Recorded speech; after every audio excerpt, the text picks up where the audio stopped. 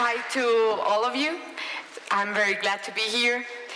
I want today to invite you to embrace uncertainty. I know that it's difficult to say that I want you to make the promise of embracing uncertainty, but I will start with an anecdote of what it has been growing in war, as others had said.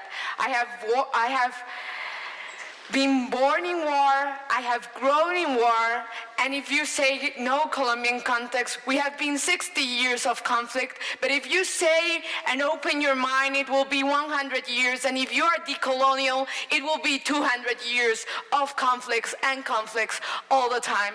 And when I was 10 years old, I already was a peace activist because I have grown in the peace movement and in the feminist movement. And in that place, I had the opportunity to meet a lot of people that were going out of the country. And I was a very hopeful child. I was filled of hope, even when I was all surrounded by war. And each time someone came to my home from the regions and they say, okay, I have to go out of the country, I said always, no, don't worry, when I grow, that will not happen. And the sad thing is it's happening all over the world, and 12 years after, it happened to myself, and I became a refugee when I was 22. And in that moment, everyone hoped that I embraced hopeless, that I became hopeless because of uncertainty. Everyone was expecting, my friends, the people in Spain, the people in the political movement, the people in the peace movement, everyone was hoping that I embrace the hopelessness of uncertainty. But what happened was really different, and I came to this more certain world that is Europe, and then when I came back, I realized that what I have learned, that uncertainty is a doorway for peace. It's not certainty, it's not the correct order and the homogeneous order of the world what brings peace. It's the uncertainty and the possibility of learning how frustration is an important issue to work about in a world that for young people as me and many that have talked is more uncertain than ever. And that's not bad, because we have the possibility of movement. And when we have the possibility of movement and realize that peace is that possibility and not given the possibility of movement to the armed conflict, because in my country, that thought of that the only way to move the system is war has made and make guerrillas all over the place for the last 40 years.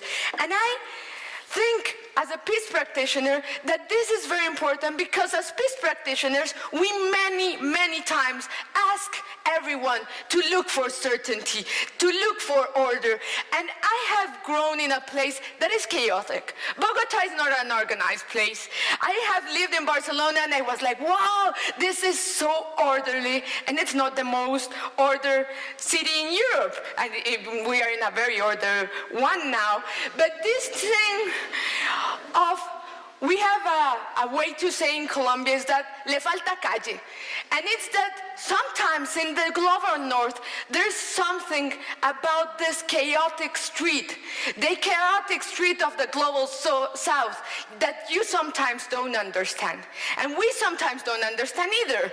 But it's important for us to understand that certainty in everyone is a risk. Because when you are certain of what you think, or you are certain that you're the only one that have felt this, or you are have the certainty that you are related to the correct ones, certainty becomes a risk for peace. And in that moment, when certainty becomes a risk for peace, we need uncertainty, and that is what is happening now. Certainty is becoming a risk for peace because we always make borders with certainty. We make a huge amount of borders with certainty, and these borders happen in peace practitioners when they say, what are you, a researcher? Are you an activist? Oh, please, tell me, what are you? And sometimes I say, I'm a researcher, I'm an activist, I'm a feminist, I'm many things, and I don't have to have a single label, so others are certain of what I am, or who I am, of what do I represent. And I have had a real nice opportunity working in the territorial spaces for reincorporation and capacitation in the implementation of the peace agreement. And it was the moment when I understand how powerful is uncertainty, when we were women from the women's movement, were former combatants women, there was victims, we were all over the place, and they were saying, Diana, please tell us, how much time do we expect the peace to come? And I say 3 generations. And they say, 3 generations? And I say, yes, because we have to learn to manage frustration. We have to learn to manage uncertainty. And if we don't understand this in the global world, what will happen, and what is happening in Europe with each time saying we are certain to have our borders, we are certain to have our things, we are certain to be ourselves. It's taking away all that is possible to understand that the global South and all of us that we have lived conflict, we have a lot of things to give, and it's that the possibility of uncertainty is a possibility for a changing world. And if we embrace uncertainty in a world in which it's possible to imagine other things, that it's possible not to think that we are the young people and the adult people that already has everything.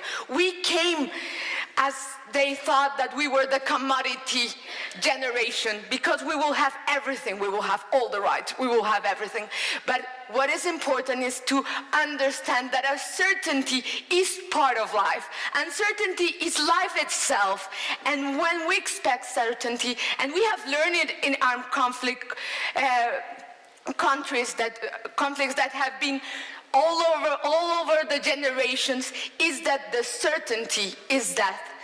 And when we understand that being death is more certain and being alive is full of uncertainty, that gives us the possibility to understand that we have to stop thinking in certain ways and embracing uncertainty as a doorway for peace. Thank you.